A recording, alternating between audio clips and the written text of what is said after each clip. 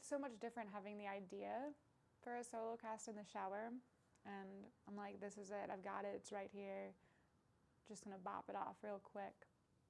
And then what happens when I actually get on a microphone in front of a camera, and I love the journey. I have a poem to share before we start.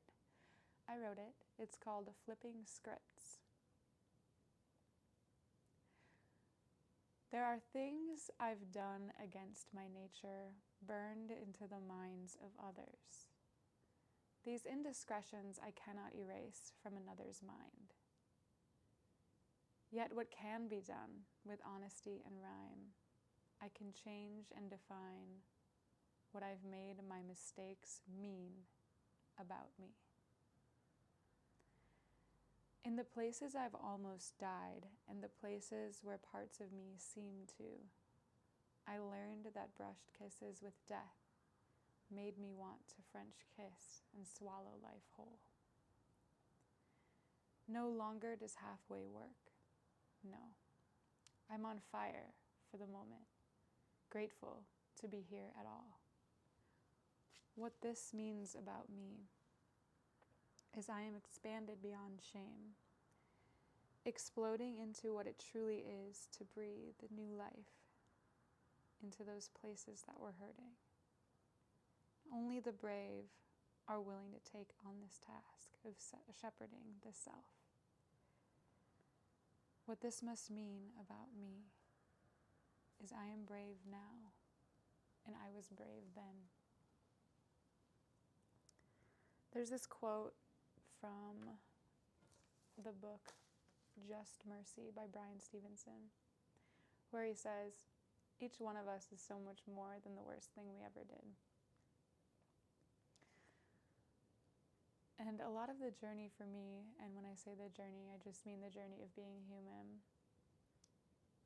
A lot of the journey has been coming to grips with the fact that there's things I've done and said and embodied, mistakes I've made that at one point I would say I regret. And at this point in my life, in my journey, this human journey, there's not a whole lot that I can say I regret. And the reason for this is I don't have the time in this one precious life or the energy in my body or mind to waste time regretting the things that brought me to where I am now. And that's exactly what every decision I've made leading up to here has provided for me, is my arrival in this moment. And I'm very fortunate to say that as we head into the new year, I'm satisfied with who I am. And that self-satisfaction includes always being on the ready to grow and expand to the next layer and depth of love and connection and wholeness and authenticity. And that's forever unfolding because we're always changing. We're always changing. And that's another reason why there's really no time for regrets. I really like the saying that we do the best we can with what we have. And sometimes what we have is not that much. To pivot just a little bit, we're on day 2 of a 12-day challenge I generated for the holidays.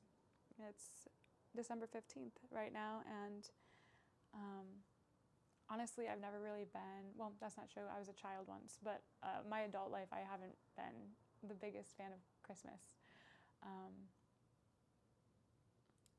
In the past, it's been not only a consumerist experience of spending more money than we have on gifts for our family members out of obligation. I know some people aren't like that. Often that's how it felt for me. Trying to come up with something sweet and thoughtful. This year I'm hand-making everything to kind of bring my own authentic spin to something that I once didn't love. The other component of my aversion to the holidays was it used to be quite a painful experience to be around my family, particularly my father. That's not the reason for this podcast. is sharing those stories, but some of you already know, I imagine. A lot of my friends will listen to this.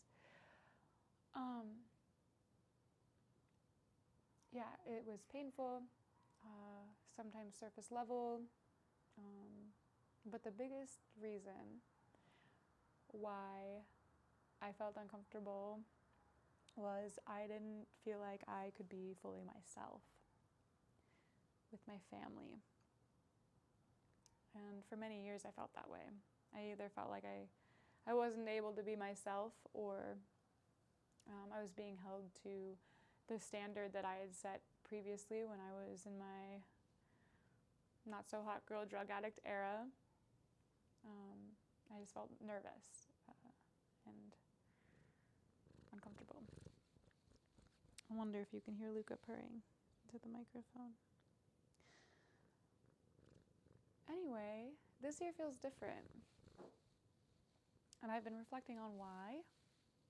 And I think it's because, take up the think, it's because I feel infinitely less shy about being myself this year and the few years following.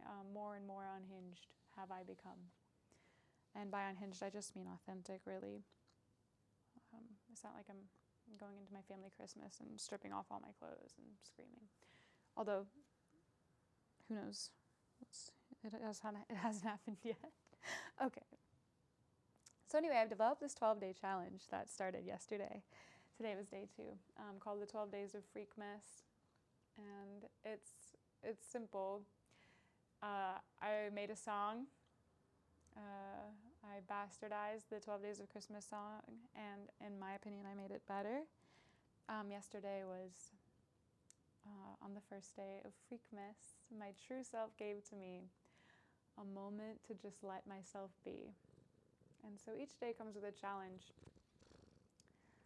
invitation really, and an opportunity to release, an opportunity to take in. And the opportunity yesterday was just to take a moment to let it all go. For just a moment, take a moment for you.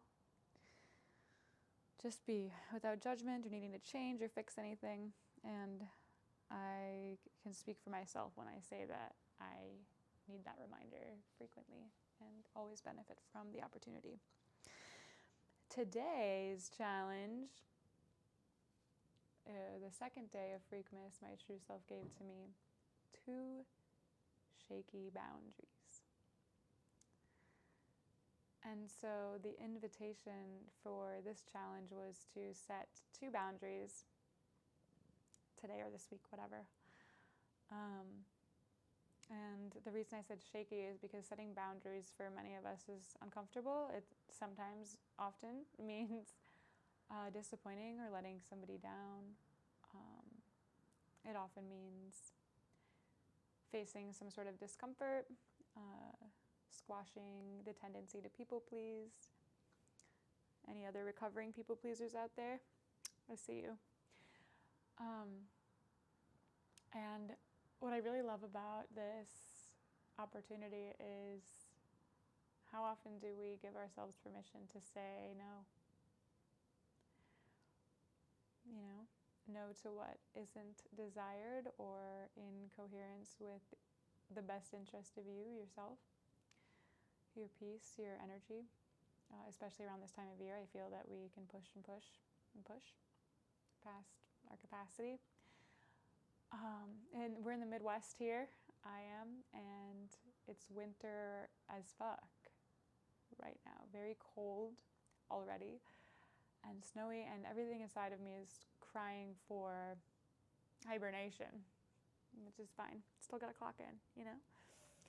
But I really love, what I mean is I really love finding opportunities to preserve and protect my energy, even though it's still occasionally uncomfortable. I'm getting really good at it.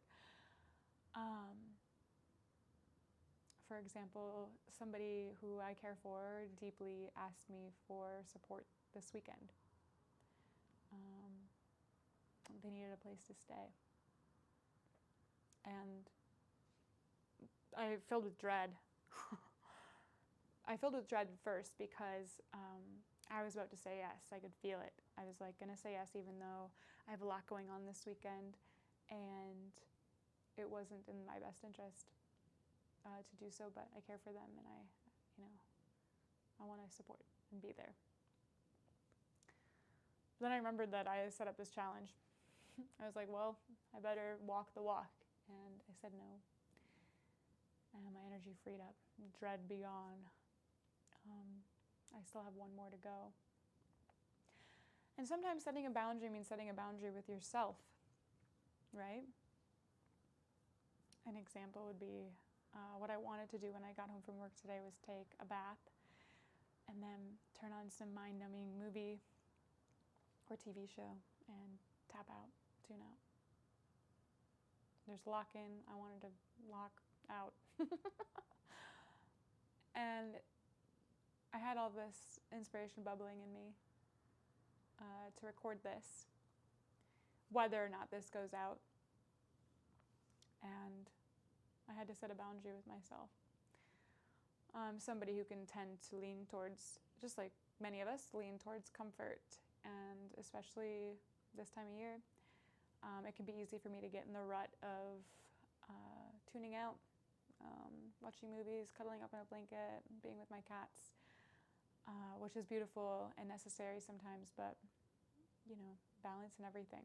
And when I am learning to be in alignment with a rule I have for myself, which is when inspiration comes and creativity sparks, to follow that, even if it feels like a burden at first or just another task. And every time I listen, when I set that boundary to lean in instead of lean out, I find myself steeping in magic. It's always energizing to follow my creative pulse.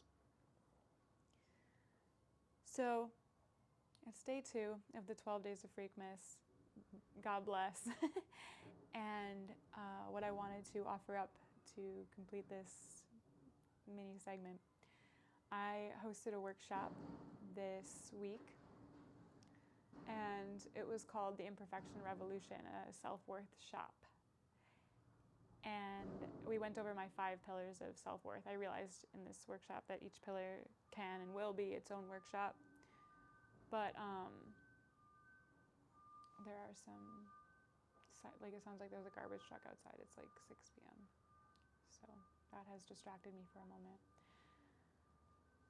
So the second pillar is learning to listen to your body. I, like many others, I am extremely intelligent. And so I lean on my logic a lot.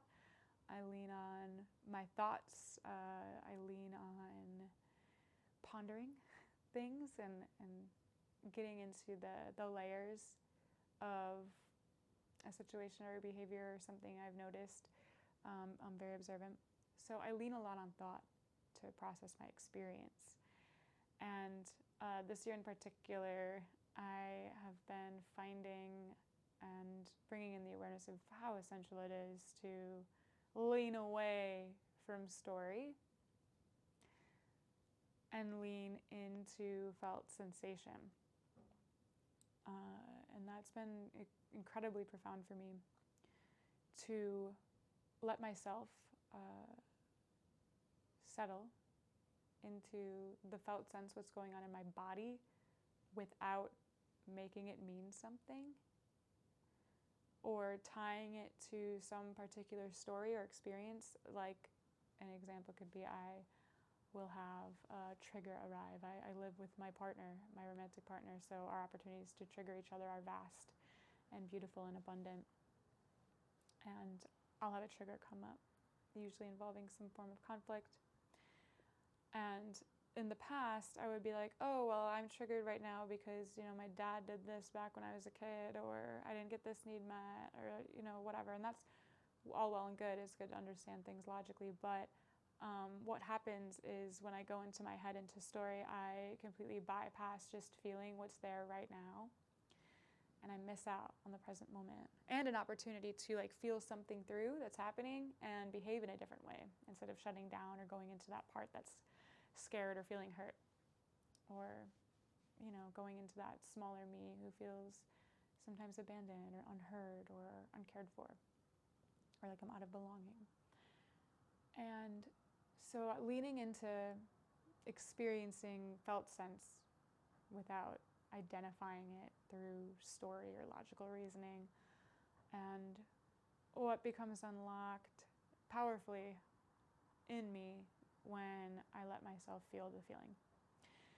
And I want to go into this just a little bit more because we hear this all the time, just feel your feelings, just feel it. And it's like, what does that mean? So I'll sit there, eyes closed, completely rigid in my body, being like, okay, I'm feeling it, I'm feeling the feeling, but actually I'm just like locked into the feeling. I'm stuck, I'm trapped, I'm frozen, which is just another way to keep myself safe. If I'm like frozen, I also don't have to go all the way in to what's there. So in my workshop, I offered up a process that I want to share and that I learned through my parts work coach and Level Up. And you can do it with me, whether you're watching this video of me with my cute-ass cat on my lap who's about to get off of me because I'm going to move in a way she probably won't like, or if you're just listening along. Okay? So the process is clenching up your fists, clenching up your toes, clenching up your body, every part of it. Your face, scrunching everything. And I look ridiculous right now, I know. Holding your breath. Just tension, tension, tension, and then release.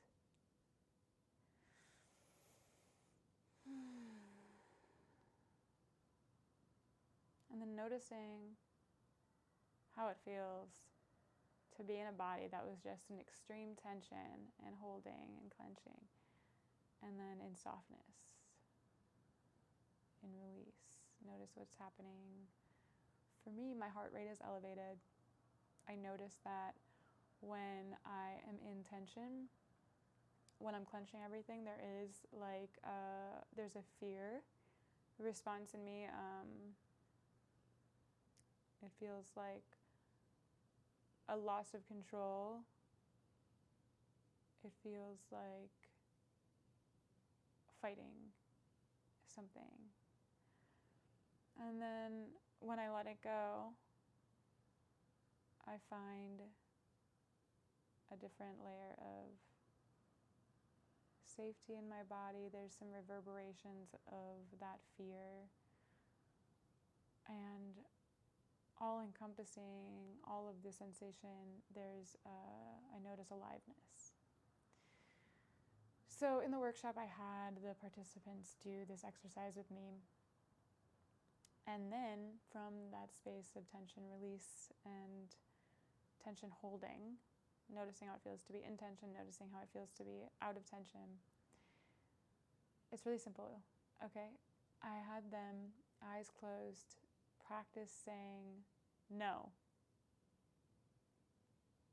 And noticing what happens inside the body when saying the word no out loud. I had somebody say that they felt in their stomach a closing, a contraction, a note of fear, a twinge of freezing. And then we practiced, of course, yes. And when saying yes, this participant that felt the clenching, the holding in their stomach with no, felt an expanding in their stomach, an opening, little blips of happiness. And then I asked a question that would be an obvious no. And I asked a question that would be an obvious yes to the participant. And when I asked the question that was an obvious no, instead of saying no out loud, noting how it feels to have a no inside of you before verbalizing it. And then saying yes inside, not out loud, to the question that was an obvious yes. And just noticing how it feels in the body. Now, this participant expressed that they had no idea all of this was going on inside of their body, sensation-wise, and voiced to me that they felt generally in their life that they were not attuned to what's going on inside of their body. And I realized that that's true for most of us. So when it comes to like setting a boundary or saying no or yes or maybe or alternative offer, first we need to know what's happening, how it feels to be in the body, what the body is saying. So the value of this exercise that seems kind of silly going into it is learning how to attune to what is an authentic yes, what is an authentic no, what is an authentic I'm not sure, let me think about it, or any other cue we could be getting. Another example could be, I'm sure all of you can relate to this, when you're in a room, whether it's a party, a bar, a concert, a friend group that is no longer in congruence or alignment with who you are, maybe never has been, and you feel trapped or stuck or like you don't have anything to say, maybe there's a party that just wants to get out of the situation, whatever the case may be, your body is communicating with you. So I used to be somebody who would be at a social gathering and feel like it's me, I have social anxiety, it's just the way I am. And looking back, there were a lot of environments I was putting myself in that were not serving me as a human. And I just didn't know how to listen yet. And that makes me think about all of the other ways we've pathologized our experience or overdiagnosed ourselves with having something wrong with us, when what's true a lot of the time is there's something being communicated in our body that we have not quite yet learned how to attune to listen to. So, day 2 shaky boundaries. It's a simple practice.